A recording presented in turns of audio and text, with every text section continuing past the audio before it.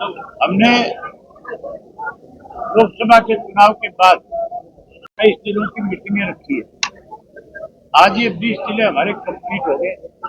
हमने विधानसभा की आगे कार्यकर्ताओं की जिम्मेवारियां लगाई कि आप अभी से फिर से लोगों में जाओ और विधानसभा के चुनाव की अभी से तैयारी करो। लोकसभा का जो चुनाव था ये कोई कांग्रेस और भाजपा का चुनाव नहीं था, ये मोदी वर्सेज इंडिया का चुनाव था। मोदी का नारा था 400 पार, और इंडिया गठबंधन जो था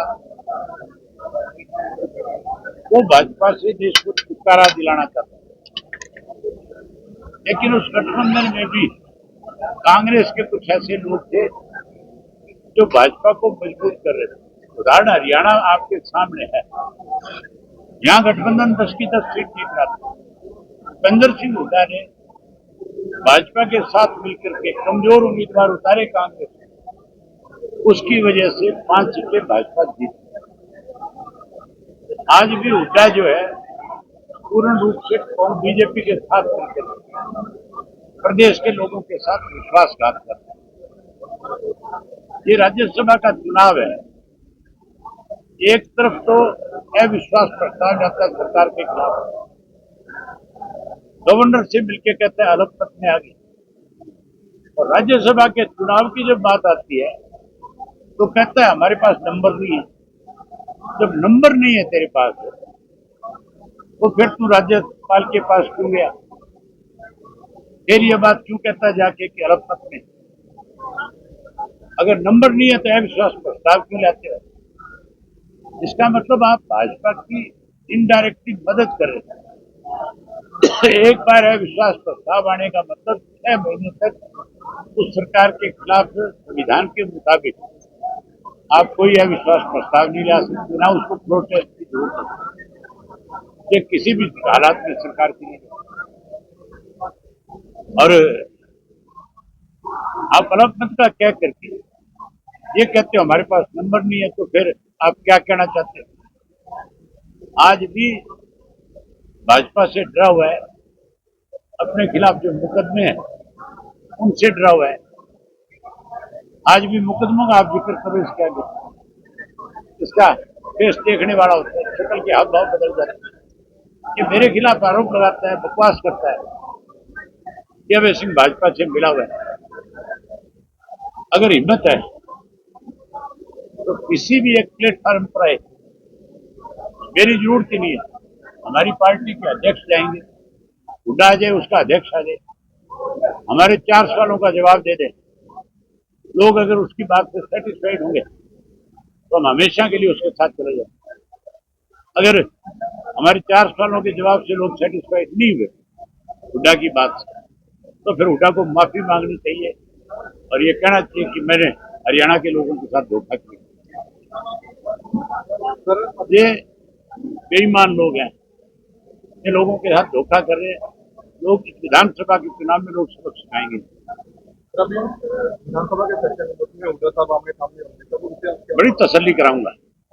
मैंने सोच रखा है, मैंने बहुत दिन लिहाज करी, लेकिन अब की बार जैसे मौका मिलेगा सारी बातें बहुत खुल करके। आपने बात कही थी हुड्डा जी को कि उन्होंने छाड़गांठ की हुई है बीजेपी के साथ, वो नहीं चाहते कि वो राज्य संसद में पड़े कांग्रेस का बंदा।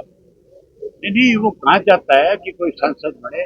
अगर वो चाहे तो उसको विपक्ष से बात करनी चाहिए कि नहीं करनी चाहिए? बड़ी पार्टी को है, कोई हो रहा है, उसका काम है सबके साथ बात करना। अगर कोई उसको कोई सख्त बात कहता है या अगर कोई उसको ये कहता है कि हम आपके साथ नहीं जाएंगे, हम बीजेपी को वोट करेंगे, तो फिर उसके बारे में खुल के बताना चाहिए।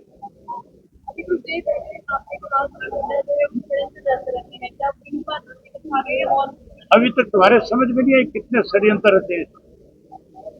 पेन की शाही बदल दी, अपना वोट जो है बिना किसी को दिए खाली बैलेट पेपर छोड़ दिया।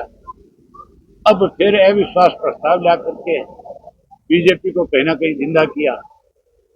अब फिर चुनाव से भाग रहा है।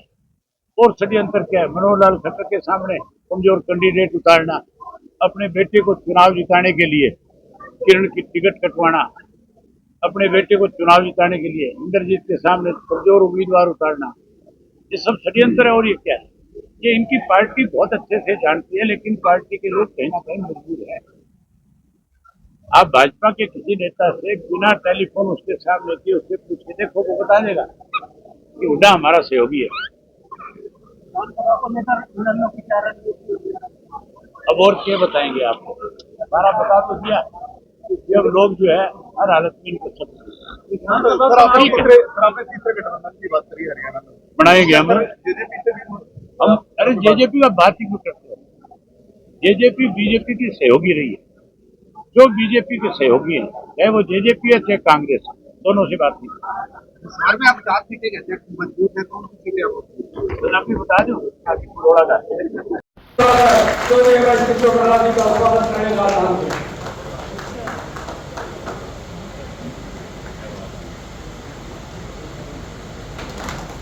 डॉक्टर जय सिंह सैनी जी, आप जोरदार ताली बजा के स्वागत करने का नाम में जो विशाल रैली थी, चौधरी देवीलाल का जन्मदिन मनाया जा रहा था।